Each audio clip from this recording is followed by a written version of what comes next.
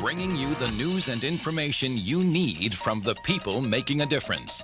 This is Comcast Newsmakers. The minimum wage. How much can we afford? Hello, everyone. This is Joe Bisicchia, and this is Comcast Newsmakers. With us, Jon Shure, the president of New Jersey Policy Perspective.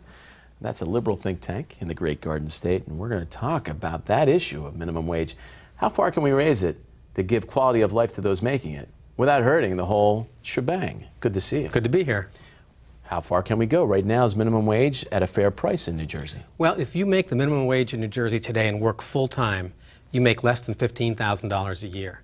Now, you can't live in New Jersey on $15,000 a year, so clearly it has to be raised from the current $7.15 an hour. Now, I'm not an economist, so maybe I'm missing something here, but I don't get how paying people enough to live could be bad for the economy. Back in the day, it used to be you would think, hey, those making minimum wage were those part-timers that are working at the fast food joint flipping the burgers, and there are young students getting ready for college, whatever, and maybe they didn't need to put food on for a whole family on the table.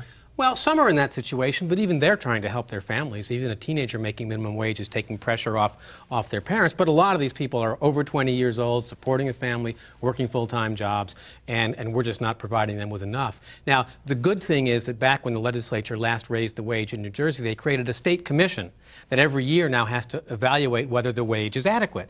Last December, they put out their first report, and they said, no, the purchasing power is actually going down. They recommended an increase to $8.25 an hour, and they said we should automatically increase it every year to keep up with the cost of living. Instead of making it a political decision, let's make it an economic decision. Well, that was the good news. The bad news is the legislature did nothing with that recommendation. They went home for vacation in the summer, and they never acted on it. Now, you know, unfortunately, the cost of living doesn't take a vacation. Now, John, you know this is all a big hit in the business community. You're very popular there because of it. Now, let's think of it from their angle. They have to pay more for their employees, who they love dearly, and they're fair. And let's be honest, the business community is making jobs, and people need to work.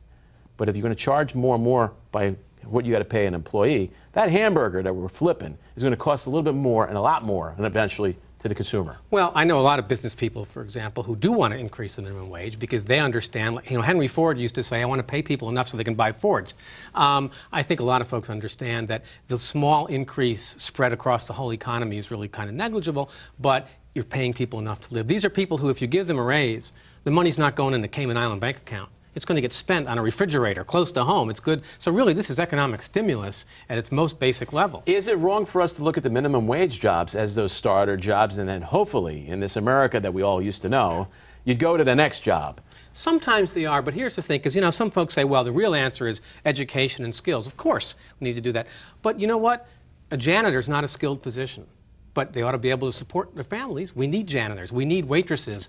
They ought to be able to support their families. So it's kind of a myth to say they're all on their way to some great job somewhere in the future. We'll always need people to do these kinds of functions, and the dignity of work ought to be something that we care about. We ought to pay people enough to live. If the minimum wage in this state had kept pace with the cost of living over the last 40 years, it would be $9.50 an hour today instead of $7.15. If it kept pace with the rise in CEO pay, it would be $25 an hour. So clearly, the folks who make the low wages are not keeping up in this state. Especially if you're going to talk about what some people are making even in New Jersey. The cost of living is tough in this state, but some people are making, this is the highest amount of money that, what is it, number 2 in the country? Well, the cost of living is a third higher than the national average. And the average salaries folks make in New Jersey? Well, the median income is among the highest, but for low-wage people, it's nowhere near that. And that's the problem. There's 15 states with a higher minimum wage than New Jersey, but they don't have a higher cost of living than New Jersey. Okay, so you're saying there's a have and a have-not problem here. Exactly. But what about the business community, John? Do you ever think about how you can make this a win-win for them? It is a win-win for them. That's the point, because if you can pay people enough to live, they can buy more things, which is why we help to create what's called the Raise the Wage campaign to fight for $8.50 an hour, automatic increases, and more protection for folks who make tips for a living, because New Jersey's one of only 2 states in the country that doesn't have a floor for them. Always keeping in mind that there could be a breaking point that we're going to lose these businesses. I don't think we're close to it. Good to see you. This hour's newsmaker, Jon Shure, the president of the New Jersey Policy Perspective, a liberal think tank in New Jersey. I'm Joe Bisicchia, and this has been Comcast Newsmakers. Thank you for watching.